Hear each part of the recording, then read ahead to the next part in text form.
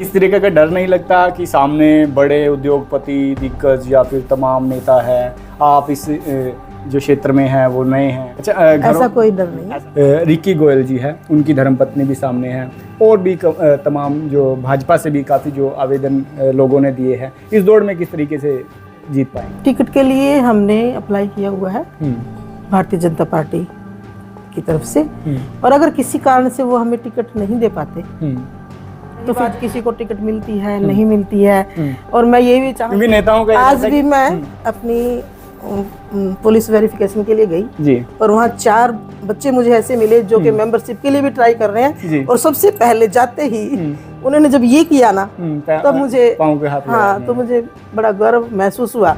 और ये महसूस हुआ कि असली जीत तो ये है। मैडम, आप संतोष मैडम है ना?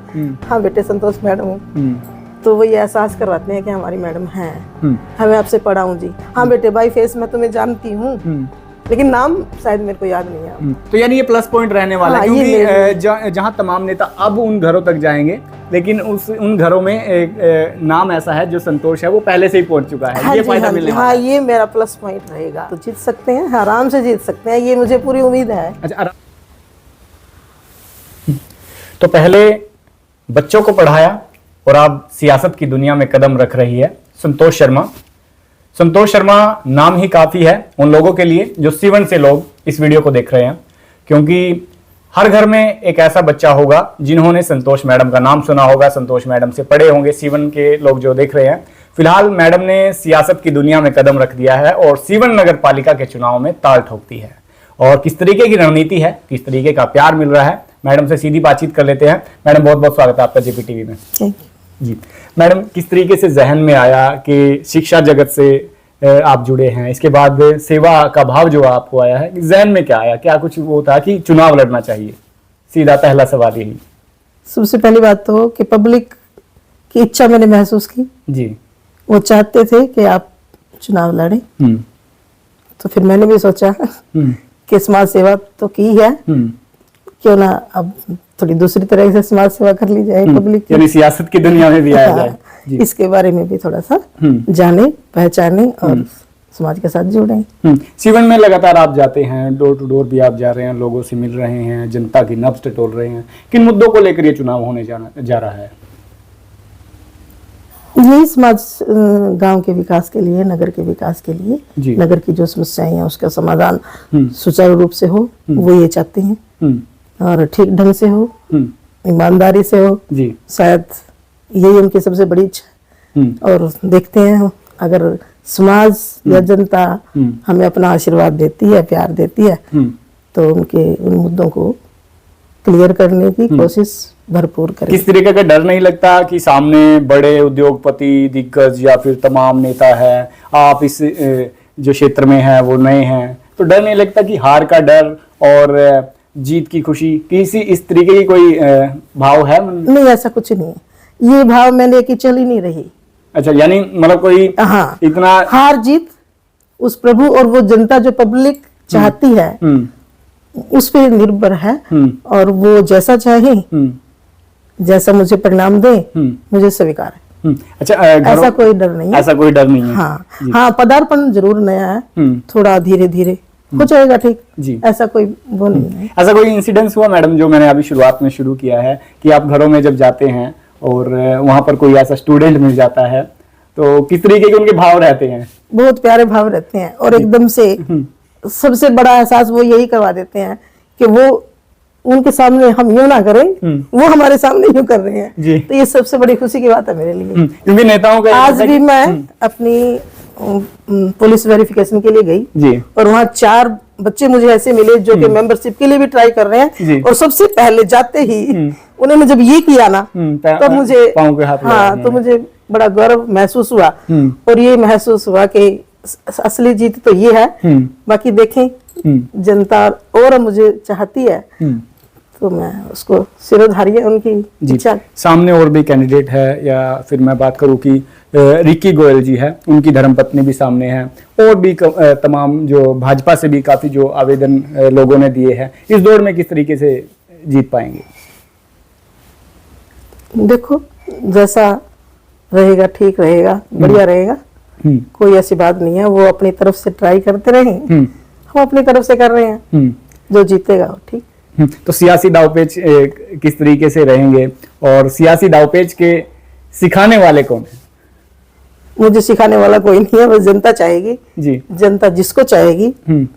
तो यानी ये मान सकते हैं कि सियासत को साइड में रख के आपने एक मन बनाया है कि सेवा भाव से और पब्लिक की इच्छा जैसे वो चाहे मैं उसी अनुसार चलूंगी, उसी अनुसार काम करूंगी। वो चाहेंगे तो जीत सकते हैं, आराम से जीत सकते हैं, ये मुझे पूरी उम्मीद है। अच्छा, आराम से जीत सकते हैं, उम्मीद पूरी है।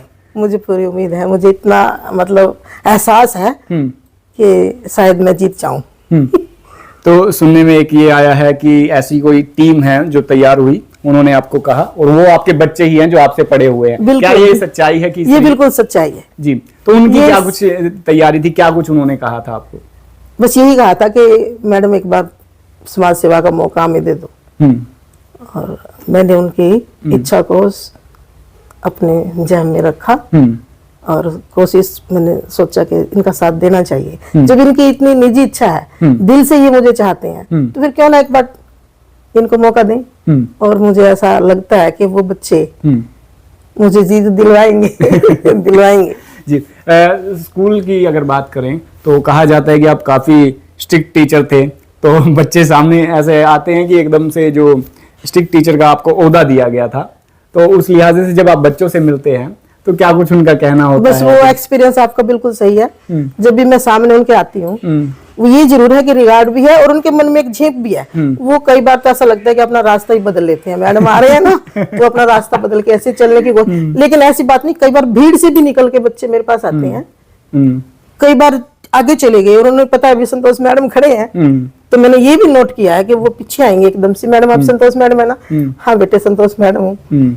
तो वो ये एहसास करवाते हैं कि हमारी मैडम है, हमें आपसे पढ़ा हूँ जी। हाँ बेटे बाई फेस मैं तुम्हें जानती हूँ, लेकिन नाम शायद मेरे को याद नहीं है। तो यानी ये प्लस पॉइंट रहने वाला है, जहाँ तमाम नेता अब उन घरों तक जाएंगे, लेकिन उन घरों में एक नाम ऐसा है जो संतोष है वो पहले से ही पहुंच चुका है। ये फायदा मिलने वाला है। ये मेरा प्लस पॉइंट रहेगा जी इस चुनाव में, और यही मुझे जिताएगा। ये मेरा मतलब ऐसा अनुभव का वो उसको एहसास का ही ये प्यार ही मुझे लगता है कि यही आगे लेके जाएगा। तो जीत के लिए कितना आश्वस्त है मैडम, और किस तरीके का प्यार मिल रहा है? अंतिम सवाल। मैं तो पूर्ण रूप से आश्वस्त हूँ और प्यार तो भरपूर है, प्यार की तो कोई कमी नहीं। मैंने आपको बताया कि इस गांव में मुझे नहीं लगता कि जो मुझे जानता है वो मुझसे कितना प्यार करता है, ये एहसास करने की चीज होती है, पता ही नहीं जाती। मैडम आवेदन पत्र दिए गए हैं और टिकट को लेकर गहमा गहमी जारी है,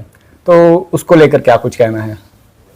टिकट के लिए हमने अप्लाई किया हुआ है भारतीय जनता पार्टी की तरफ से, और अगर किसी कारण से वो हमें टिकट नहीं दे पाते तो फिर जनता जैसे चाहे, उनका अपना सोच होगी, वो अगर हमें चाहे तो हम चुनाव लड़ेंगे।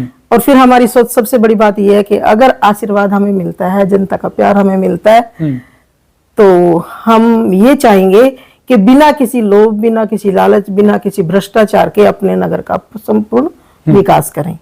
रही बात किसी को टिकट मिलती है नहीं मिलती है, और मैं ये भी चाहूंगी कि थोड़ी देर के लिए हमें नहीं भी मिलती या मिल भी जाती है, तो मैंने ये चाहूंगी कि अगर सरकार ये चाहती है कि टिकट किसी को देनी ही नहीं है तो ना दे। इसे सभी लोग प्रेम से चुनाव लड़ेंगे, किसी में किसी तरह की कोई द्वेष भावना नहीं आएगी। और अगर मिल जाती है तो ये सीट पार्टी की झोली में डाल देंगे, समर्पित कर देंगे। काम करेंगे संपूर्ण विकास के लिए, मतलब हम ट्राई करेंगे, और किसी तरह का भी कोई लोभ या लालच हमारे मन में क्षण भर के लिए भी नहीं है। तो फिलहाल आपका क्या कुछ कहना है कमेंट बॉक्स में राय जरूर दीजिएगा, लेकिन सीवन नगर पालिका में जो सियासी घटनाक्रम रहेंगे वो भी आपको बताते रहेंगे, और जो सियासतदान है वो कौन से दावपेच खेलेंगे वो भी आपको दिखाते रहेंगे। फिलहाल आपका क्या कुछ कहना है कमेंट बॉक्स में राय देकर वीडियो को शेयर करें, और चैनल को फॉलो करना ना भूले ताकि तमाम अपडेट आपको गली नुक्कड़ चौराहे की पहुंचती रहे।